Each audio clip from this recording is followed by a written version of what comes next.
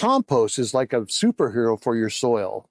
Microorganisms, fungus, worms, and other soil life team up to break down organic material into something that your plants can use.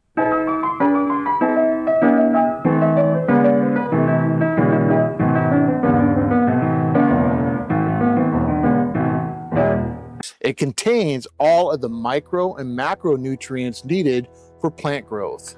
Depending on the quality of the input and the composting method, compost may be all your plants need in order to reach their full potential. If you're depending on bagged compost, however, you're likely going to need some kind of outside fertilizer in order for the plants to thrive. Very few bagged compost brands have enough nutrients in them in order to bring their plant through its entire growth season. This can be especially true in container and raised beds where access to nutrients can be fairly limited. Once upon a time, we had access to huge quantities of animal manures in order to feed our crops. We no longer have access to enough. And that's probably a good thing for a lot of us. Compost's real superpower is when it's used as a soil conditioner.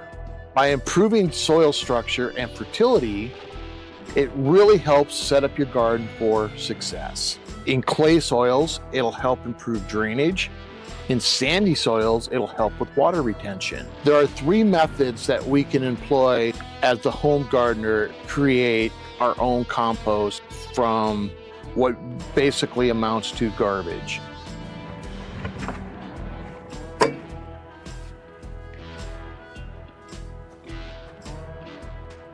Cold composting is the simplest, most cost-effective way of producing compost. You just make a pile and it breaks down into compost. It does have a few inherent problems though. Number 1 is it takes a very long time to compost this way. 2 is it won't kill weed seeds, garden pathogens, viruses. 3 is it produces the lowest quality of the composting methods that you can do at home. Still produces a better compost than much of the bagged compost.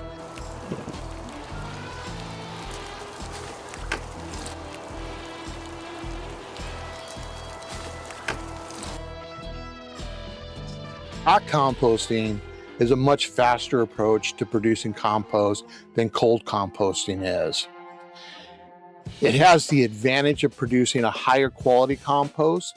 It'll also kill weed seeds, pathogens, and doesn't usually attract too many rodents and stuff like that to the compost pile. The downside to hot composting is it takes a lot more maintenance than a cold compost pile does.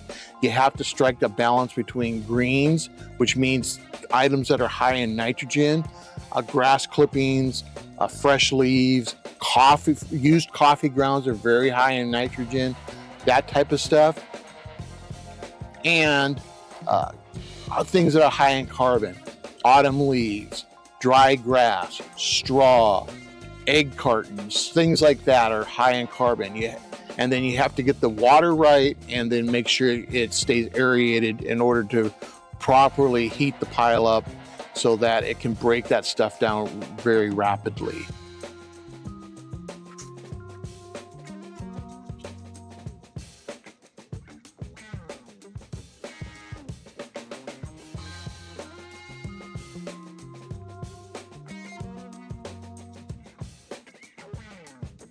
Ew, dirty hands. Okay, first part of this was filmed on Monday before Thanksgiving. It's now Friday. Let's open this thing up and take a look.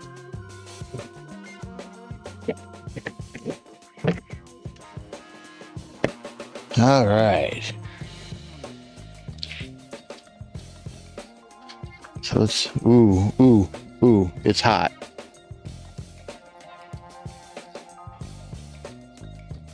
That's just steam. That's not smoke, that's steam, but oh shit. Yeah, that's very, very hot down there. That would scald you if you left your hand in there long enough. Ooh, ow, ow, ow, ow, ow, ow, ow, ow. So that's breaking that stuff down nicely. Okay, so this is another method of composting. This is my vermiculture. This is basically composting with worms. It's not the greatest setup, but it works pretty well for what I'm using it for. Let's just open this thing up. Take a look inside. Look at all the worms. Vermicomposting, worm composting is one of the fastest, easiest, and most efficient methods that you can crank out high quality compost at home. You put in your garden scrap, food scraps, cardboard, autumn leaves. They don't really care. They'll eat it all and they'll turn it into something that's usable for your garden. It does have some downsides to it though. You don't want the worm bin getting too hot or too cold because that can actually kill the worms off. The other downside to it is things such as weed seeds and garden pathogens and viruses can pass through the worm unharmed. Every once in a while I come along and I'll give this thing a good turn. And I think I'll do that now. Snap the ring back on.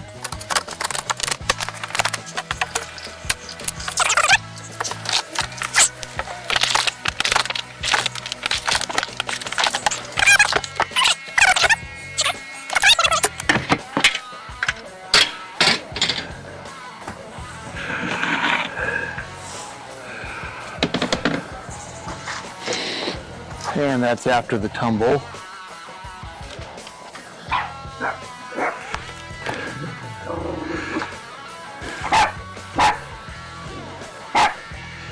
See all the worms and stuff in there breaking this stuff down? All the dark stuff in there is worm castings. That's all worm castings.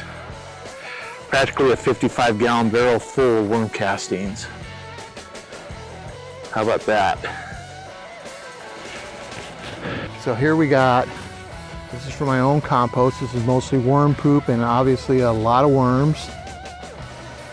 There's a piece of onion breaking down. That's fine, we'll leave that in there. There's three methods generally used for composting at home. Cold composting, hot composting, and worm composting. They all have their pluses and minuses.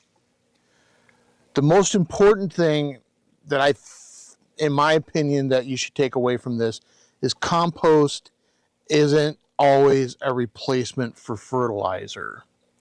And fertilizer is never a replacement for compost.